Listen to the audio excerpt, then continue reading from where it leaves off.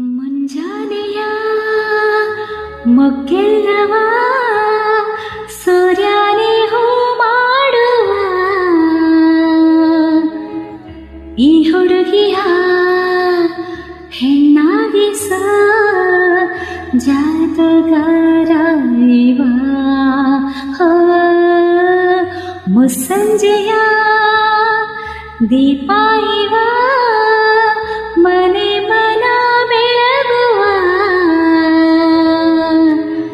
ಸದ್ದಿಲ್ಲದ ಗುಡುಗು ಇವ.